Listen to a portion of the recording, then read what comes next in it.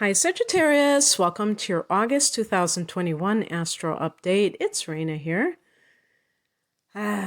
Well, this is for Sagittarius Sun and Rising.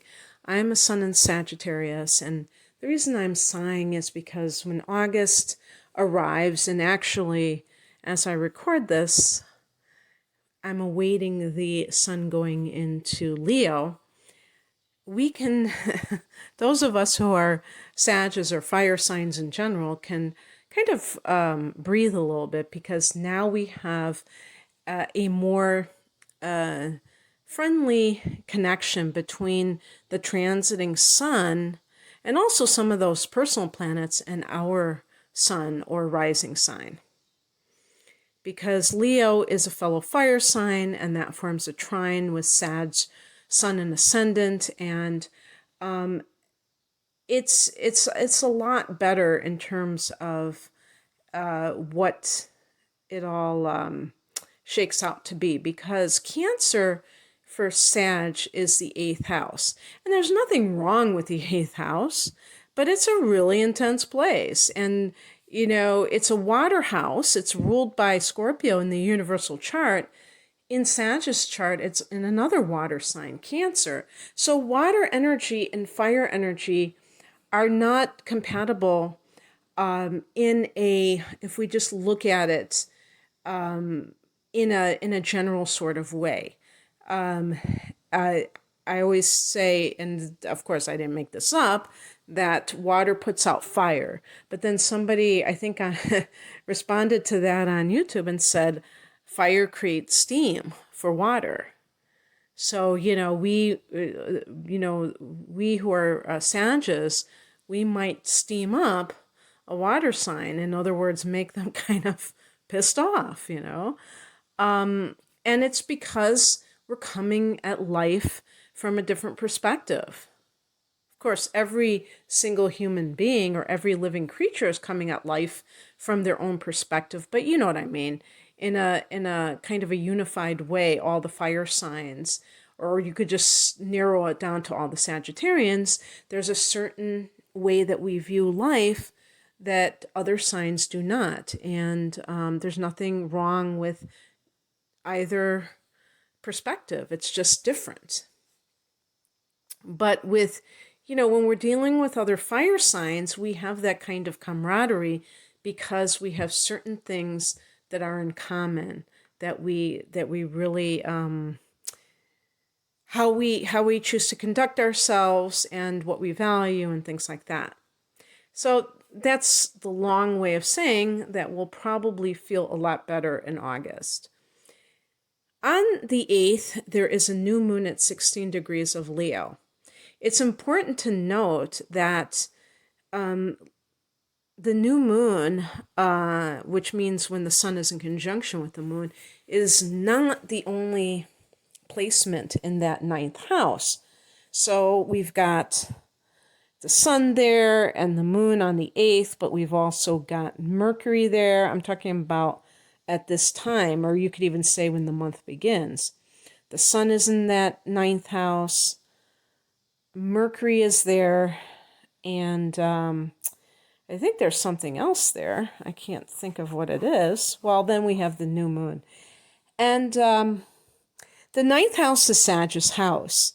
So having a new moon here, it's almost like having a second solar return in a way, because it's kind of like a new moon in Sagittarius. And this is the house of expansion. So we can talk about specifics like higher learning or academia if you are teaching. We could say the 9th house is about long distance travel. If this is something that has eluded you because of a certain little issue that's been in our lives for over a year now, I'll leave that to your imagination. Now you may feel like this is something you can do, so you will do it. Certainly there are some Sagittarians that are itching to go someplace far, far away. This can be a new training course of a spiritual nature or a religious nature. This could be a new writing project or publishing endeavor. And this is on the Lionsgate portal, which is this is the time when we're having I think that is part of do they call that the dog days? I don't know. But it is connected to Sirius, the star Sirius, the alignment with our sun and seriously. And so this is a mystical time, a galactically good time, and very spiritual. But I did read something that could be good for manifestation, so I'm pumped for it. I don't know about you, but I am. It's on 8/8, the new moon, I should say. And then on the 11th, Mercury goes into Virgo. So Virgo's another mutable sign. And this is the 10th house of career for Sag. And so Mercury in the 10th house, if you are a writer, and a lot of Sages are in one shape or form, this could be like talking to people about, because since we had the new moon in the 9th, there could be a connection to this. So if you are on a book tour, if you are, and even for people, it's very important that these transits are not just for people who have already arrived. So if you're somebody who is like saying a book tour, I haven't even published anything, this can be you kind of making those connections. If you've gone onto a book reading site and you're talking to, asking people to read your book so that they can review it or things like that, that might be the stage that you're at, but it still is part of that whole thing. Now, the 10th house can be authority figures, and this is the house of career, so they may be connected to where you work or where you want to work. And so Mercury here can be like, or even negotiations, if you're negotiating salary or whatnot, that might be what is going on, but this can put you in front of the public with speaking in some fashion. This is the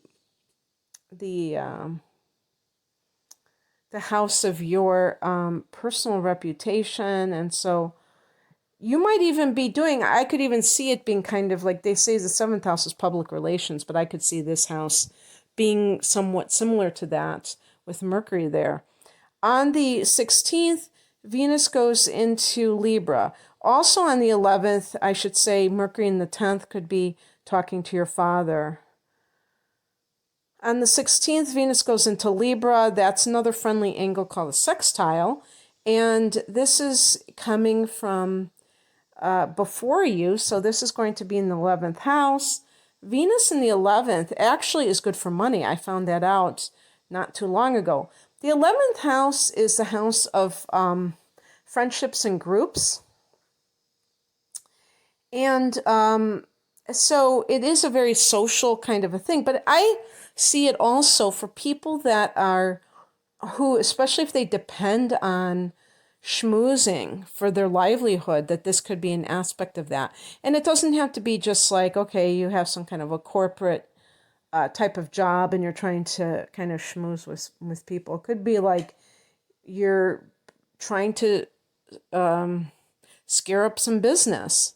You're trying to, put the word out. I have this thing. I have a business, or I have this product that I'm selling. I have this book that I've written. The 11th house is the collective. It's your friendships. It's the groups that you belong to. So you can find romance through this in this area. Venus in the 11th can be with somebody who's kind of a hippie. I was wearing my Woodstock shirt today, and somebody asked me if I was at Woodstock, and I was kind of like, well, no, because I was only like 2 years old, so or 3 years old, so. But and then he said to me, well, there were children at Woodstock, and I think he tried to save his butt. I don't know, but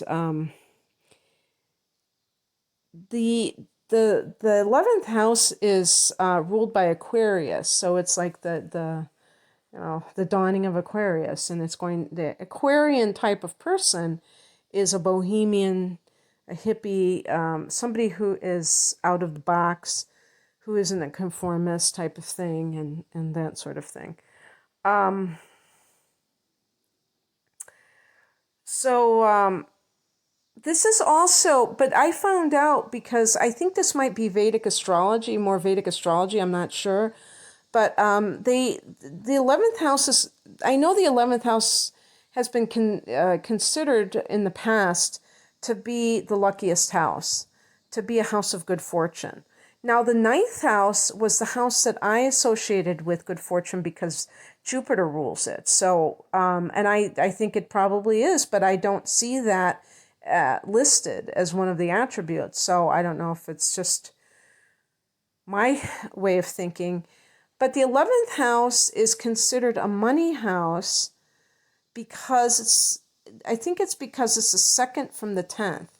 So, just like the second house is your earned income, whatever second house is, adjacent to another house, that can be where your profit is, I guess. I think that's how it works. I'm not sure. But in any case, that can bode well for career moolah for some reason. So I'm looking forward to that. Let's see if let's bring it on, okay? And on the 19th, Uranus goes retrograde at 14 degrees of Taurus. For Sag, Taurus is the 6th house. So this is just like the 10th house. The 6th house is another earth house. This is Virgo's house. And it is connected to the service that our service to others, but it's more of the work itself rather than the job title. It's more of the work. Like, are you like you have to look at your natal chart to see what planets reside in that house, because that will tell you your attitude towards work.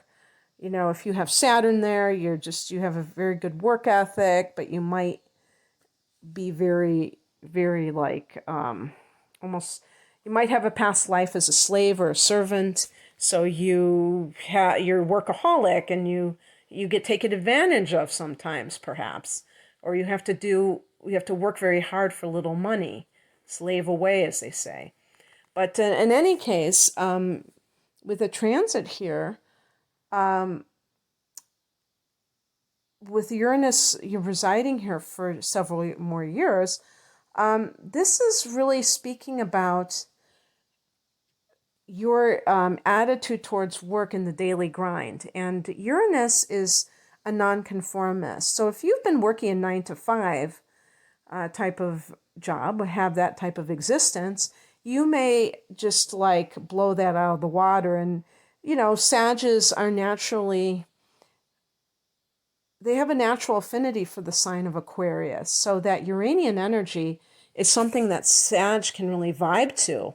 And even if you're Sag rising, you're ruled by Jupiter. So, that sense of expansion is so much a part of who you are, that anything that constricts you is not expansive. It's actually kind of regressive and doesn't feel good. So how this can transpire for you if you haven't already experienced it, and of course the natal chart is particularly important. So Sag rising, if you're listening for Sag rising, it's crucial to see what your natal chart is, so you can see exactly what degree your 6th house begins and when this is really going to affect you. Because it's one of those things, 14 degrees is only halfway through the sign. And now it's, retrograding, so it's losing degrees. And it's just this feeling of wanting maybe like a very unusual type of work schedule. Perhaps you don't want to have to work on a daily basis. You want like more sporadic, or let's say you're close to retirement. You might want to work only part-time. And you might say, well, I want to work Tuesdays, Wednesdays, and Thursdays, and then you have the rest of the time off. So it can just be like totally different, working nights. And it may also describe how you're working, because this can even be the workplace. So with Uranus, this can be working remotely, because Uranus rules electronics, technology. So that can be somebody who is not working in an office, but working on their computer. Now, with that ninth house being activated with the new moon, that could even be like becoming a digital nomad. That's long distance. Maybe you're going to be working from overseas and doing the same work that you did, but, from some kind of a beautiful exotic location, or if you just like the city life somewhere in Europe or wherever, and feeling free, which is what this is about too. Now, the other way this can shake out is that it can describe the type of work that you're doing. So anything Uranian is far out. It can especially be intuitive. So if you're doing energy healing, if you're becoming a psychic, the Sag is a sage, you might have prophetic tendencies, and maybe you just finally are going to use them. An artist, somebody who is going against the grain. Then now that Uranus is retrograding, this can manifest in you internalizing these things, and especially for those people for whom they haven't made any kind of big changes in their life, this can be a chance for you to reflect upon what it is that you want. And it can really build within yourself this desire for freedom, if it hasn't been reflected in your outer reality. And I believe that Uranus will go direct around December 1st. I think I read that. So it's going to be retrograding for several months. It is an outer planet, so it's not that it's necessarily affecting us personally, but when it's in a certain house, that does tend, make it more personal. On the 22nd, the full moon, this is the blue moon, is at 29 degrees of Aquarius. And on the same day, the sun goes into Virgo. So that's significant. When you have two of these transits in the same day, these major transits, try to see some kind of connection. So the full moon at the critical 29th degree is going to be in the third house of writing and teaching, learning. This is Gemini's house. It's mental.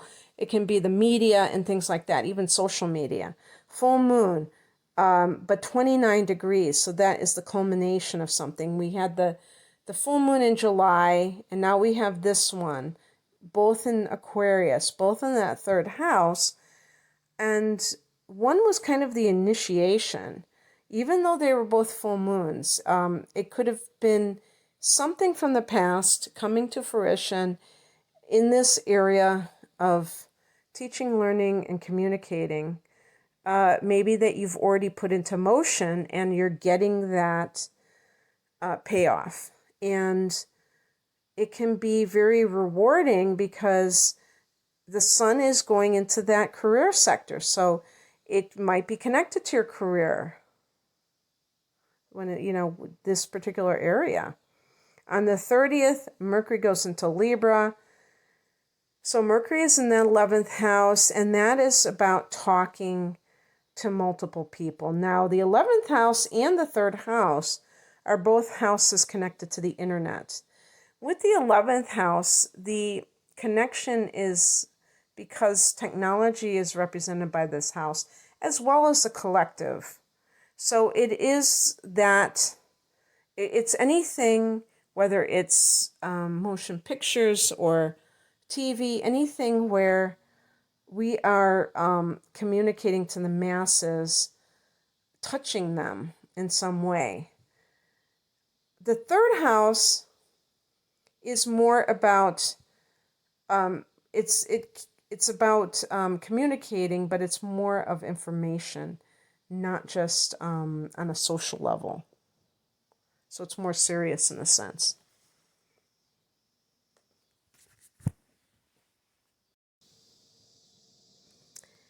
And the other thing that I want to say is that Mars is in Virgo all month long. So Mars is in that 10th house. And actually, since I'm recording this in the third week of March, or it isn't even the third week yet, I'm March of July, this hasn't occurred. Mars is not yet into Virgo. So Mars goes into Virgo, I think around the 27th or 29th of July, in late July. And a lot of you will be listening before then, so it won't have gone into that. So there's that 10th house. And that is, so it's important to mention this transit because it's going to be new as the month begins, this new energy of Mars in the 10th. Very driven to succeed, for success in career matters. Aggressive, Mars is aggressive. But you can make a lot of progress with career matters. You can make a lot of progress with Mars in a particular house because you have the energy to go for it. And then, like I said, this is the month where the sun goes into this area, and Venus and Mercury are here earlier in the month as well. So it's already getting triggered. So I think that's an important thing to bring up as the sun goes into this area. Okay, that's what I have for you, Sag. I hope that you resonated with it, or you can see how this is going to happen for you. If you would like a private reading, I have a lot of different natal chart types of readings, and also I do tarot. So please click on the link below to gain more information about my different types of readings. I'm at rainamoonastrology.com. Thanks for listening. Take care. Bye.